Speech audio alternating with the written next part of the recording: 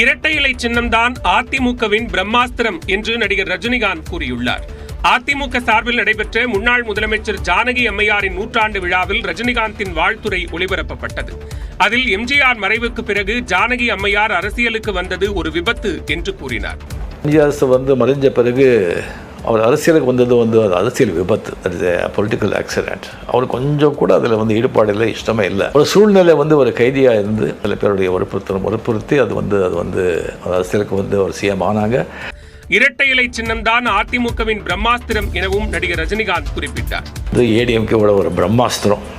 இந்த இரட்டை இலை ஜெயலலிதா அம்மையாரை கூப்பிட்டு, இந்த பாருமா, இந்த அரசியல் எனக்கு சரிப்பட்டு வராது, அதுக்கு நீங்கள் தான் கரெக்ட், நீங்கள் இந்த திறமை இருக்குது, அந்த தைரியம் இருக்குது, அந்த பக்குவம் இருக்குது, இந்த பெரிய அந்த கழகத்தை முன்னு கொண்டு வர்றதுக்கு, அதை இன்னும் பெருசாகிறதுக்கு உங்களால் தான் முடியும், என்னால் அது முடியாது, எங்கே சைன் பண்ணுன்னு சொல்லு, நான் சைன் பண்ணுறேன்னு சொல்லிவிட்டு ஃபுல்லாக சைன் பண்ணி ரெட்டை இலையை வெளியே இது பண்ணி அது கம்ப்ளீட்டாக ஜெயலலிதா அம்மாக்கிட்ட அதை ஒப்படைச்சு அரசியலிருந்து ஒதுங்கிட்டார். ஜானகி அம்மையாரின் நூற்றாண்டு விழாவை விமர்சையாக கொண்டாடும் எடப்பாடி பழனிசாமி மற்றும் அதிமுகவினருக்கு மனமார்ந்த நன்றி தெரிவிப்பதாகவும் நடிகர் ரஜினிகாந்த் குறிப்பிட்டார். அரசியலுக்கு தான் வருவதாக பலரிடம் ஆலோசனை கேட்டபோது அவர்களுடைய கருத்துக்கள் தனக்கு நிம்மதியை இழக்கச் செய்யக்கூடிய வகையில் இருந்ததாக நடிகர் ரஜினிகாந்த் தெரிவித்தார். முன்னாள் முதலமைச்சர் ஜானகி அம்மையாரின் நூற்றாண்டு விழாவை ஒட்டி வாழ்த்துரை வழங்கியவர் தான் அரசியலுக்கு வருவதாக அறிவித்த போது நடைபெற்ற சம்பவங்களை நினைவு கூர்ந்தார். நான் 17 அரசியலுக்கு நான் வர்றேன்னு சொன்னேன். அதுக்கப்புறம் நிறைய பேர் சந்திச்சேன், நிறைய பேர் ஆலோசனை சொல்ல வர்றாங்க. அந்த ஆலோசனைலாம் கேட்டால் நாம் அவ்வளோதான், எல்லாத்தையும் எழுந்து நிம்மதி எல்லாமே எழுந்து போயிட வேண்டியதுதான். அது தெரிஞ்சு சொல்றாங்களா தெரியாமல் சொல்றாங்களா அப்படின்னு தெரியாது. அரசியல் முடிவுகளை எடுக்கும் போது நம்முடைய மகிழ்ச்சியையும் தாண்டி பிறருடைய மகிழ்ச்சியையும் கருத்தில் கொண்டுதான் முடிவெடுக்க வேண்டும் என்று ரஜினிகாந்த் குறிப்பிட்டார். தன்னுடைய ராகவேந்திரா திரைப்படத்தை பார்த்து முன்னாள் முதலமைச்சர் எம்ஜிஆர் வெகுவாக பாராட்டியதாக ஜானகி அம்மையார் கூறியதாக ரஜினிகாந்த் தெரிவித்தார். செய்தி வந்த உடனே நான் போய் பார்த்தேன். நிறைய விஷயம் சில படம் நான் பார்த்ததெல்லாம் பேசிட்டு இருக்கும்போது அவர் சொன்னாங்க, இந்த மாதிரி ராகவேந்திரா படம் பார்த்த பிறகு அவர் எம்ஜிஆர் சார் அவர்கள் சரியா ஒரு 15-20 நிமிஷம் உங்களை பற்றி அந்த படத்தை பற்றி பேசிட்டு இருந்தாங்க. எப்படி ரஜினி இவ்வளோ சாந்தமா, இவ்வளோ அமைதியா, இவ்வளோ அழகா பண்ணியிருக்காரு, ரொம்ப ஆச்சரியம் இது அப்படின்னு ரொம்ப பாராட்டினாரு. திரைப்படங்களில் தான் சிகரெட் பிடிப்பதை விட்டுவிட வேண்டும் என்று எம்ஜிஆர் தன்னிடம் கூற விளைந்ததாக ஜானகி அம்மையார் கூறியதையும் ரஜினிகாந்த் நினைவு கூர்ந்தார். படத்தில் நிறைய சிகரெட் சாப்பிட்றது அதெல்லாம் பண்ணுறாங்க, நிறைய அவருக்கு ஃபாலோவர்ஸ் ஃபேன்ஸ் எல்லாம் இருக்காங்க, இளைஞர், அதெல்லாம் பார்த்து அவங்களும் சிகரெட் சாப்பிட்டு அவங்களும் அந்த பழக்கத்துக்கு இதாகிடுறாங்க. அது சினிமாவில் அவர் பண்ணக்கூடாது, நான் சரியான டயத்தில் அவருக்கு சொல்கிறேன் அது அப்படின்னு சொல்லி அவர் சொன்னாங்க. ஜானகி அம்மையாருடனான தன்னுடைய அனுபவங்களை ரஜினிகாந்த் சுவாரஸ்யமாக பகிர்ந்து கொண்டார். சபரிமலை ஐயப்பன் கோயிலில் 9 நாட்களில் மட்டும் 6 லட்சம் பேர் சாமி தரிசனம் மேற்கொண்டுள்ளனர். சபரிமலை ஐயப்பன் கோவிலில் கடந்த 9 நாட்களில் 6 லட்சத்துக்கும் அதிகமான பக்தர்கள் சுவாமி தரிசனம் செய்துள்ளனர். இதன் மூலமாக 41 கோடி ரூபாய் வருவாய் கிட்டியுள்ளது.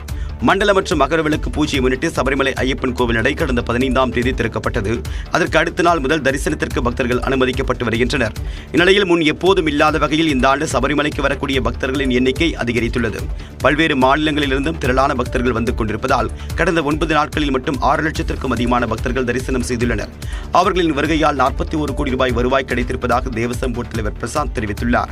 நவம்பர் 16ஆம் தேதி முதல் 6,12,290 பக்தர்கள் வந்திருப்பதாகவும் கடந்த ஆண்டு இதே தருணத்தில் சுமார் 3 லட்சம் பக்தர்கள் மட்டுமே வருகை தந்ததாகவும் கூறியுள்ளார். பக்தர்களுக்கு பல்வேறு வசதிகள் செய்து கொடுக்கப்பட்டிருப்பதால் தரிசனம் செய்ய முடியாமல் பக்தர்கள் ஊர் திரும்பினார்கள் என்ற சூழலே இந்த முறை இல்லை என்றும் பிரசாந்த் தெரிவித்துள்ளார். கடலூர் மாவட்டம் வேப்பூர் அருகே இரவில் சிறுத்தை நடமாட்டம் இருப்பதாக கிராம மக்கள் அளித்த புகாரின் அடிப்படையில் வனத்துறையினர் ஆய்வு நடத்தினர். கடந்த சனிக்கிழமை இரவு வனப்பகுதியை ஒட்டிய சாலையில் மாளிகைமேடு கிராமத்தில் சிறுத்தையை கண்டதாக பொதுமக்கள் சிலர் கூறினர். அது தொடர்பாக விருத்தாச்சலம் வனத்துறைக்கு தகவல் தெரிவிக்கப்பட்டது. அதன் அடிப்படையில் வேப்பூருக்கு சென்ற வனத்துறையினர் சிறுத்தையின் நடமாட்டம் குறித்து ஆய்வு செய்தனர்.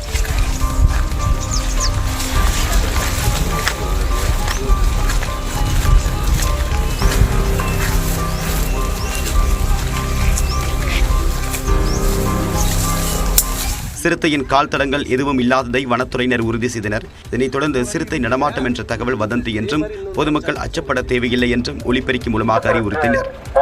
பொதுமக்களுக்கு முக்கிய அறிவிப்பு: சிறுத்தை நடமாட்டம் முழுவதும் வதந்தி, மக்கள் யாரும் நம்ப வேண்டாம். வனத்துறையின் அறிவிப்பு. இதன் பிறகே அந்த பகுதி மக்கள் நிம்மதியடைந்தனர்.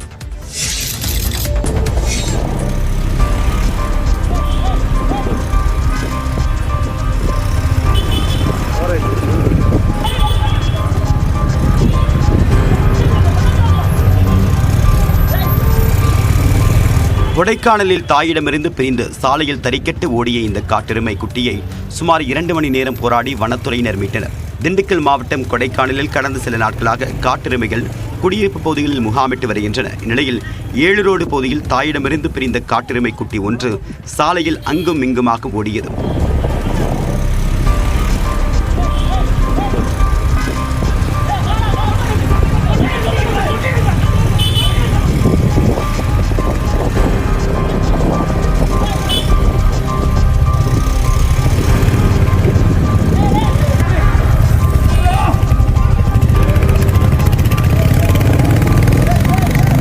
இதனை சுமார் 2 கிலோமீட்டர் தூரம் துரத்திச் சென்ற வனத்துறையினர் பாதுகாப்பாக மீட்டனர். மேலும் பியர்சோலா வனப்பகுதிக்குள் காட்டெருமை விடப்பட்டது. இதனால் கொடைக்கானல் பிரதான சாலையில் சிறிது நேரம் பரபரப்பு ஏற்பட்டது. புதுக்கோட்டையில் போதை ஊசி பயன்படுத்திய விவகாரத்தில் விசாரணைக்கு அழைத்து செல்லப்பட்ட இளைஞர் காவல் நிலையத்தில் உயிரிழந்தது குறித்து நீதிபதி நேரில் விசாரணை மேற்கொண்டார். புதுக்கோட்டை பூங்கா நகரில் உள்ள வீட்டில் போதைப் பொருட்கள் விற்பனை மற்றும் போதைப் பொருள் பயன்பாடு இருப்பதாக காவல்துறைக்கு தகவல் கிடைத்தது. இதையடுத்து அங்கு சென்று ஆய்வு நடத்திய காவல்துறையினர் போதை ஊசிகள், 13 செல்போன்கள், 6 வாகனங்களை பறிமுதல் செய்தனர். மேலும் அங்கிருந்த 13 பேரை புதுக்கோட்டை நகர காவல் நிலையத்திற்கு அழைத்து சென்று விசாரணை மேற்கொண்டனர். அப்போது விக்னேஷ் என்பவர் பேச்சு மூச்சு இல்லாமல் போனதால் அவருடைய உறவினரான பாலாவை வரவழைத்த காவல்துறையினர் புதுக்கோட்டை அரசு மருத்துவமனைக்கு அழைத்து சென்றனர். அப்போது அவரை பரிசோதனை செய்த மருத்துவர்கள் அவர் ஏற்கனவே இறந்துவிட்டதாக தெரிவித்தனர். அதன் பிறகு விக்னேஷின் உடல் பிரேத பரிசோதனைக்காக அங்கேயே வைக்கப்பட்டது. இதையடுத்து காவல்துறையினரின் விசாரணையின் போது இளைஞர் உயிரிழந்ததாக வழக்கு பதிவு செய்யப்பட்டது. இந்நிலையில் ஆலங்குடி நீதித்துறை நடுவர் விஜயபாரதி விக்னேஷின் உடலில் காயங்கள் ஏதும் உள்ளதா என்று மருத்துவமனைக்கு நேரில் சென்று ஆய்வு செய்தார். மேலும் உறவினர்களிடமும் அவர் விசாரணை மேற்கொண்டார். தஞ்சை மாவட்டம் கும்பகோணம் அருகே வீட்டில் கோழி அடைந்ததால் முதியவர் அடித்து கொலை செய்யப்பட்ட சம்பவம் அதிர்ச்சியை ஏற்படுத்தியுள்ளது. தஞ்சாவூர் மாவட்டம் கும்பகோணம் அருகே தேனாமடுகை பகுதியைச் சேர்ந்தவர் முருகையன். இவர் வளர்க்கும் கோழியுடன் அவர் வீட்டின் அருகே வசித்து வருபவரின் கோழியும் சேர்ந்து முருகையன் வீட்டிற்கு வந்ததாக கூறப்படுகிறது. இது தெரியாமல் முருகையன் அந்த கோழியையும் சேர்த்து அடைத்து வைத்ததாக தெரிகிறது. இந்நிலையில் முதியவர் முருகையனிடம் அவரது வீட்டின் அருகே உள்ள மூவர் கோழியை ஏன் அடைத்து வைத்துள்ளீர்கள் என கேட்டு வாக்குவாதம் செய்து அவரை தாக்கியதாக கூறப்படுகிறது. இதில் முருகையன் மயக்கம் அடைந்து கீழே விழுந்துள்ளார். உடனடியாக அவரை அங்கிருந்தவர்கள் கும்பகோணம் அரசு மருத்துவமனைக்கு அழைத்து சென்றுள்ளனர். அங்கு அவரை பரிசோதனை செய்த மருத்துவர்கள் அவர் ஏற்கனவே இறந்துவிட்டதாக கூறியுள்ளனர். இதையடுத்து இந்த சம்பவம் குறித்து வழக்கு பதிவு செய்த பட்டீஸ்வரம் காவல் நிலையத்தினர் கொலை செய்து தப்பி ஓடிய மூவரையும் தேடி வருகின்றனர்.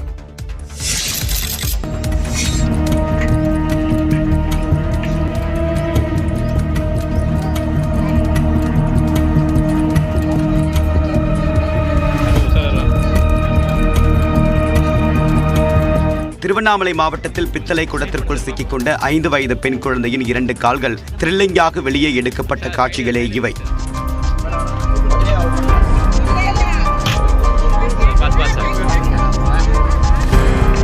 மேலப்பாளையம் பகுதியை சேர்ந்த சிவா என்பவரின் 5 வயதுடைய பெண் குழந்தை தவசூர்யா சக குழந்தைகளுடன் விளையாடிக் கொண்டிருந்தது. அப்போது வீட்டில் குடிநீர் சேமித்து வைக்கக்கூடிய பித்தளை குடத்திற்குள் தவசூர்யாவின் 2 கால்களும் சிக்கிக் கொண்டன. இதனால் குழந்தை வெளியே வர முடியாமல் தவித்த நிலையில் சிவா தீயணைப்பு வீரர்களுக்கு தகவல் தெரிவித்தார். இதையடுத்து அங்கு வந்த தீயணைப்பு வீரர்கள் 2 மணி நேர போராட்டத்திற்கு பிறகு குழந்தையின் கால்களை வெளியே எடுத்தனர்.